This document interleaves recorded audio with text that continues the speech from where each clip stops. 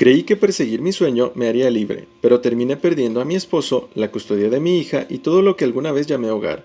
Tengo 31 años y llevo 6 casada con Javier. Tenemos una hija de 3 años, Camila. Antes de convertirme en madre, yo tenía una carrera en ventas. No era el mejor trabajo del mundo, pero me apasionaba. Era buena en lo que hacía. Incluso había empezado a destacar.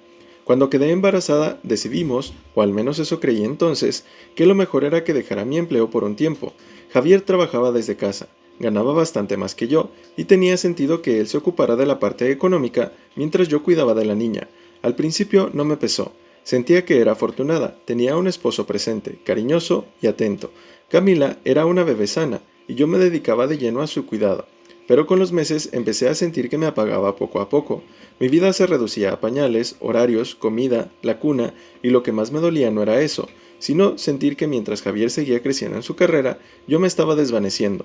No sé en qué momento exacto empecé a sentirme como una sombra. Ya no era Elena, la mujer segura que disfrutaba salir a trabajar, negociar y cerrar tratos.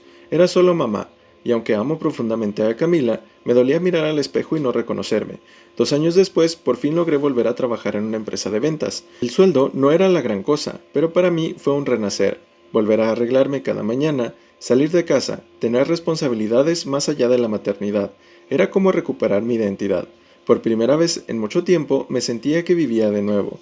Claro que noté cambios en Javier. No era hostil, pero sí más distante, como si el hecho de que yo recuperara parte de mi mundo hubiera alterado el equilibrio que habíamos construido. Ya no me escuchaba con la misma atención, ya no me preguntaba tanto cómo me sentía. Yo trataba de ignorarlo, convencida de que con el tiempo se adaptaría.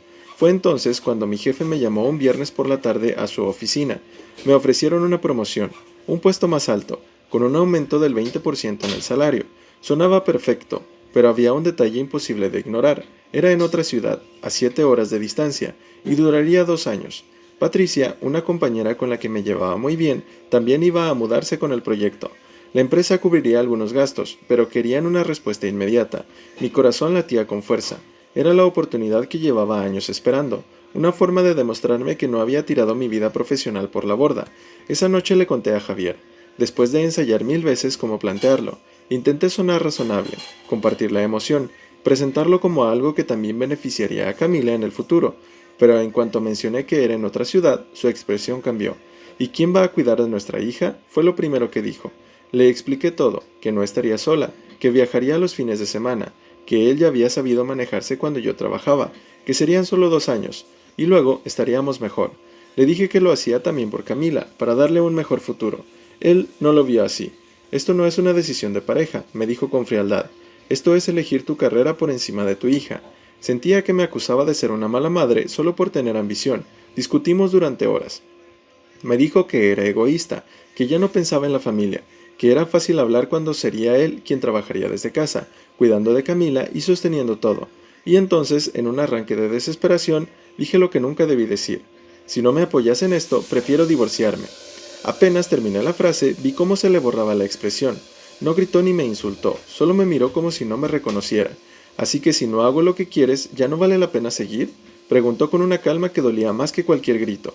Yo no supe qué contestar. No quería separarme. Solo quería que entendiera que, por primera vez en años, algo iba bien para mí, y necesitaba que me diera ese impulso, pero no lo hizo. Al día siguiente, apenas cruzamos palabras en el desayuno. Yo ya tenía la decisión tomada. Sentía que si dejaba pasar esta oportunidad, me arrepentiría para siempre. Así que hice lo impensable. Empaqué una maleta pequeña, algunos documentos y me fui. Dejé una nota sobre la mesa. No estoy huyendo, estoy eligiéndome, por una vez. Tomé el bus hacia la nueva ciudad, con Patricia esperándome al llegar.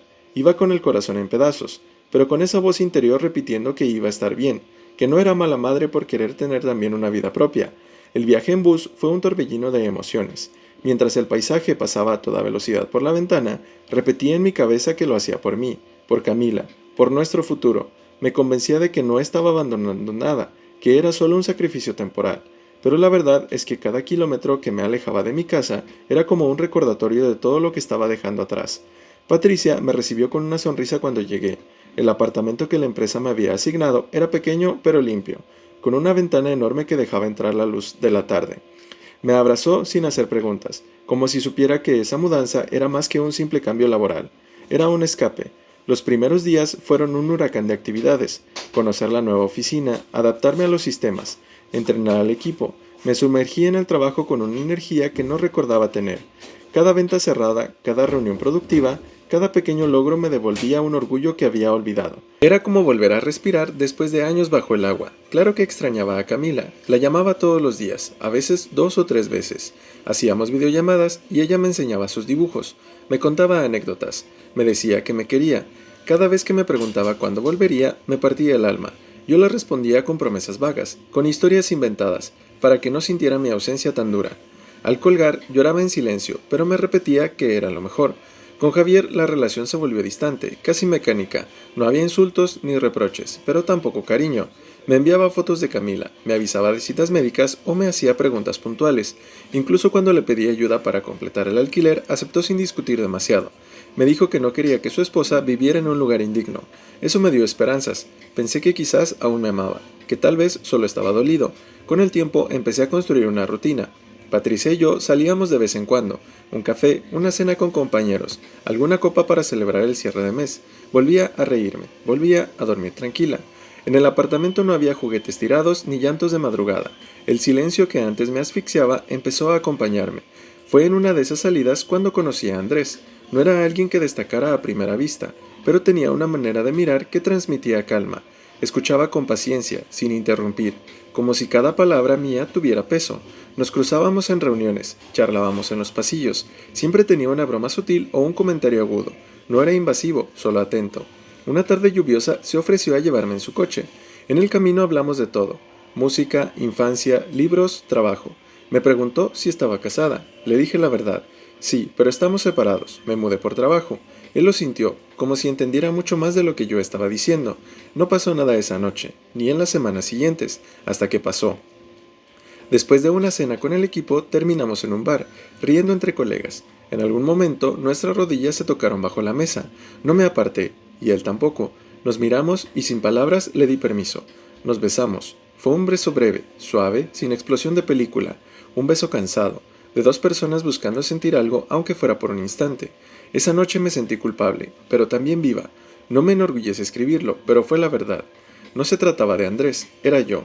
Era esa parte mía que se sentía rota y sola, la voz interior que me repetía que yo ya no era una mujer, sino un rol: madre, esposa y empleada.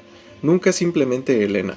Los besos se repitieron en semanas posteriores, siempre breves, furtivos, en rincones de la oficina o al salir de una reunión. Nunca cruzamos la línea de la intimidad, no hubo promesas ni declaraciones, solo un rincón secreto donde me sentía deseada, algo que no había sentido en años. Me convencía de que no era verdadera infidelidad, que eran solo besos, que seguía cumpliendo con mis responsabilidades como madre y trabajadora, que Andrés no era parte de mi vida real, sino una versión paralela en la que aún tenía control.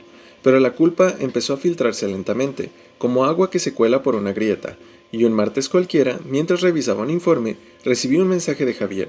Ya no hay nada más que hablar. Me quedé helada. Lo llamé de inmediato. No contestó. Le escribí. Solo encontré silencio. Lo volví a llamar. Nada. Sentí como si me hubieran arrancado el piso bajo los pies. Esa noche, al llegar a mi apartamento, encontré un sobre la mesa.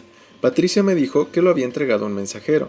Dentro estaban los papeles del divorcio, firmados, sin nota ni explicación. En ese instante supe que alguien lo sabía, que mi secreto ya no era solo mío. Cuando abrí ese sobre y vi los papeles del divorcio, sentí que me rompí en 1000 pedazos. No lloré de inmediato, era como si mi cuerpo no reaccionara, como si la mente estuviera en shock. Me quedé sentada en el suelo, con el sobre abierto entre las manos, mirando al vacío. Lo llamé una y otra vez. Nada. Le mandé audios que después me dio vergüenza escuchar, implorando una respuesta, un mínimo gesto, pero nunca llegó. 3 días después, Patricia apareció en la puerta de mi habitación con una expresión que nunca olvidaré, una mezcla de culpa y fastidio. «Hay algo que tengo que decirte», me soltó, evitándome mirarme a los ojos. El corazón se me detuvo. «¿Qué cosa?», pregunté casi sin voz. «Yo fui la que envié las fotos», dijo de golpe. Sentí que el aire me abandonaba. «¿Qué? ¿Qué dijiste?» No las mandé directamente a Javier, se las pasé a alguien de recursos humanos. Supongo que alguien más se encargó de que le llegaran. No pensé que iba a llegar tan lejos, lo juro. Me levanté tan rápido que la silla cayó al suelo. «¿Por qué harías algo así?». Su respuesta fue como una puñalada. «Porque estoy harta de que creas que todo te sale bien. ¿Sabes cuántas veces me pasaron por alto a mí?». ¿Cuántas veces tú eras la favorita, la que sonreía y tenía la excusa perfecta? Por una vez tú también te equivocaste y quería que lo sintieras. La miré sin reconocerla. Esa mujer que me había abrazado cuando llegué, que compartía cafés conmigo, ahora me confesaba que había disfrutado apuñalarme por la espalda. No le respondí, tampoco la insulté, solo la miré, con un silencio que dolía más que cualquier grito. En ese momento entendí que no todos los enemigos se esconden, algunos sonríen mientras te hunden. Esa misma noche pedí unos días libres en el trabajo. No podía quedarme ahí fingiendo que nada había pasado. No podía soportar verla ni un día más. Decidí regresar. No importaba si Javier me escupía en la cara. Necesitaba hablar con él. Necesitaba ver a Camila. Tomé un bus nocturno. No dormí en todo el camino. Cada kilómetro era un recordatorio del desastre que había causado. En mi mente repetía, todavía puedo arreglarlo, todavía puedo salvar algo. Llegué al amanecer. Metí la llave en la cerradura y descubrí que ya no funcionaba. Toqué suave, luego más fuerte. Cuando finalmente abrió, lo vi ahí, frente a mí, con la cara del hombre que amaba, pero sin rastro de ternura. ¿Qué quieres?, preguntó, seco y sin sorpresa. Hablar, por favor, solo hablar. ¿Hablar de qué? ¿De cómo preferiste besar a otro en vez de criar a tu hija? No es así, Javier. Entró y regresó con un sobre en la mano. Lo abrió frente a mí y me mostró las fotos. Ahí estaba yo, con Andrés, en la puerta del edificio, en su coche, riéndonos juntos. Mis manos temblaban. Fue un error, susurré. Solo fueron besos, nada más. No significaba nada. Su risa amarga me heló la sangre. ¿Y eso lo hace distinto? Te juro que aún te amo, a ti y a Camila. Estaba sola y perdida. Fueron varios momentos, Elena, suficientes para que alguien tuviera tiempo de armar toda una galería. No sabía qué decir, solo atiné a rogar. Podemos ir a terapia, podemos salvar esto. Hazlo por Camila, por nosotros. Y fue entonces cuando lo vi quebrarse. Por primera vez en meses, sus ojos se llenaron de lágrimas. ¿Sabes cuántas noches me quedé sentado en el cuarto de nuestra hija, mirándola dormir, preguntándome si algún día me odiaría por no haber luchado por su madre? ¿Sabes cuántas veces tuve que mentirle diciendo que estabas trabajando, que pronto volverías, que todo estaba bien? Yo lloraba ya sin control. No te pido que me perdones, te pido que no destruyas a Camila por esto. Ella no tiene la culpa. Y tú tampoco pensaste en ella, replicó, con un frío que me atravesó. Fuiste tú la que eligió una promoción sobre su familia. Tú cruzaste la línea, tú te fuiste. Quise abrazarlo, me rechazó. Te amo, le dije entre sollozos. Yo también te amé, respondió, y esa conjugación en pasado fue como un cuchillo. Pero no puedo criar a mi hija con alguien que solo piensa en sí misma. Y cerró la puerta. Me quedé sentada en el porche durante horas, esperando a que abriera. No lo hizo. Esa noche dormí en un hotel barato, con las fotos guardadas en mi bolso, sintiendo que había tocado fondo. Pero no era el fondo todavía. Al día siguiente recibí un correo de la empresa. Debido a una investigación interna por violación al código de conducta, queda suspendida sin sueldo hasta nuevo aviso. En un abrir y cerrar de ojos había perdido a Javier, a Camila y ahora también mi trabajo. Después de la suspensión no me quedaba nada que me atara a ese departamento. Patricia se mudó sin despedirse y yo empaqué mis cosas en 2 maletas. Cuando descubrí que todo lo que era mi vida cabía en el maletero de un taxi, algo se quebró en mí. No tenía a dónde ir, salvo la casa de mis padres. Les escribí, les pedí quedarme unos días mientras conseguía un trabajo y organizaba mi cabeza. Mi madre respondió, claro, aquí te esperamos. Esa palabra, esperamos, me dio un poco de esperanza. Pero cuando llegué, no fue así. Mi padre abrió la puerta como si yo fuera una extraña a la que ofrecía techo por caridad. No sonrió ni me abrazó. Mi madre apenas me dio un beso rápido en la mejilla antes de volver a la cocina.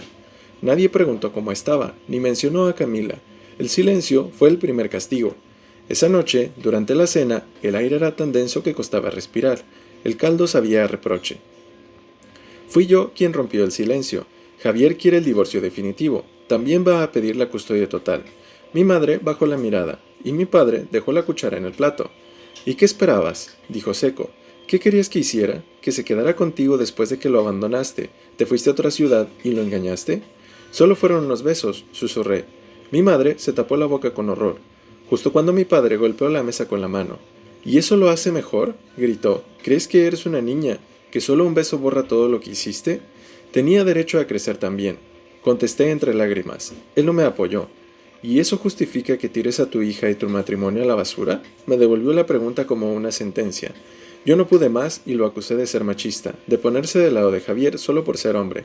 El golpe que recibí en la cara no fue brutal, pero sí helado, como un correctivo. El silencio que siguió pesó más que el dolor. Mi padre me miró fijo. No te crié para que inventaras excusas ni para que huyeras de tus responsabilidades. Si crees que llorar y culpar a otros te salvará, no aprendiste nada. Me levanté y me encerré en el cuarto. Lloré hasta quedarme dormida, no por el golpe, sino porque primera vez sentí que realmente había decepcionado a todos. Y lo peor, quizás tenían razón. Los días siguientes fueron un limbo. No conseguía trabajo, Javier no respondía a mis llamadas y Camila estaba fuera de mi alcance, hasta que llegó la notificación legal, audiencia de conciliación, custodia total para él y una pensión de $500 mensuales. Me derrumbé frente al escritorio del defensor público al que acudí. No tengo trabajos ni ahorros. ¿Cómo voy a pagar eso? Pregunté con desesperación.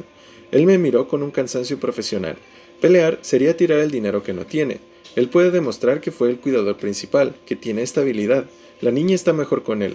Lo mejor que puede hacer es aceptar y salir con dignidad. El día de la audiencia lo vi a lo lejos, impecable, seguro y con la mirada firme. Ni me saludó. Durante la sesión, el juez le preguntó si aceptaba que yo viera a Camila los fines de semana, o si preferiría un régimen progresivo con evaluaciones emocionales previas. Mi hija no quiere verla, y no pienso obligarla, contestó Javier con calma, pero cada palabra fue un martillazo. Quise gritar, romper algo, pero no lo hice, sabía que no mentía. Firmé. Al salir, lo alcancé. ¿De verdad vas a pedirme pensión sabiendo que estoy sin trabajo? Él me miró sin odio y sin lástima, solo con esa frialdad que ya se había vuelto costumbre.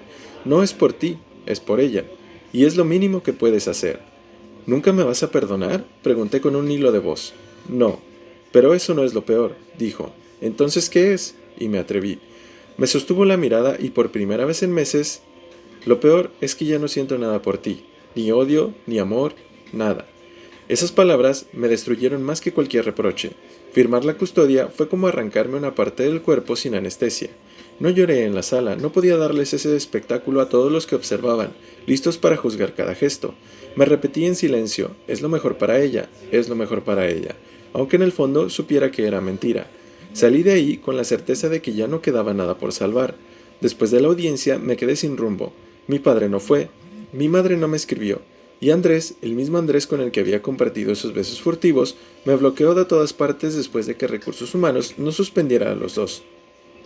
No tenía trabajo, ni pareja, ni la custodia de mi hija. Era como haber firmado mi renuncia a todo lo que me definía.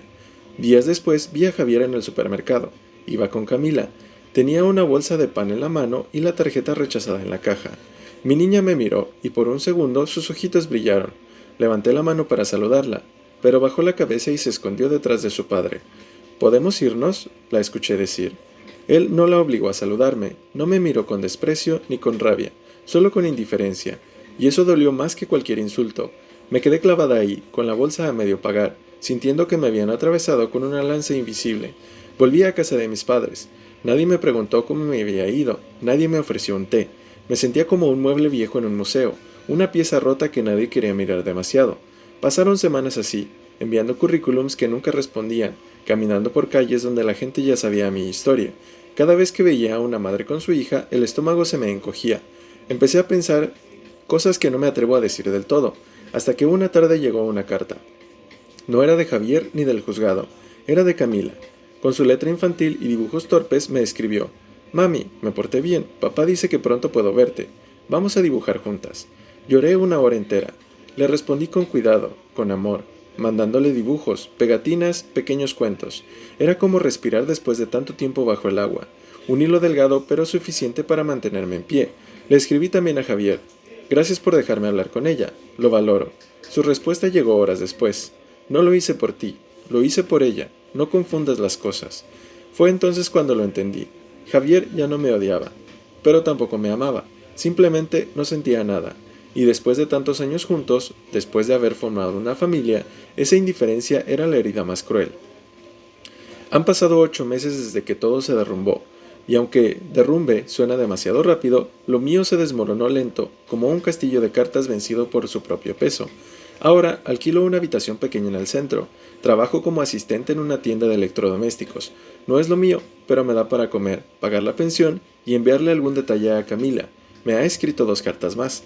En la última me dijo que su peluche favorito sigue durmiendo con ella porque huele a mamá. Abracé ese sobre como si fuera la propia niña. Ese es mi papel ahora. Ser una madre en cartas, en videollamadas, en dibujos pegados en un refrigerador que no es el mío. Con Javier solo hablamos de lo estrictamente necesario. No hay insultos ni reclamos, solo una cordialidad tan fría que ni siquiera permite odiar. Y eso es peor, porque al menos el odio quema, la indiferencia, en cambio, congela. A veces releo los mensajes que le enviaba a Camila cuando recién me mudé. Es temporal, pronto volveré. Será bueno para las dos. Y me doy cuenta de que, aunque lo creía, también estaba mintiendo. Yo no quería volver. Quería que todo cambiara sin sacrificar nada. Quería crecer profesionalmente, sentirme libre, ser madre a distancia y que todo resultara perfecto. Pero la vida no es un menú donde pides todo al mismo tiempo. Hoy Camila tiene 4 años, le gustan los girasoles, los dinosaurios y pronunciar palabras difíciles como si entendiera lo que significan.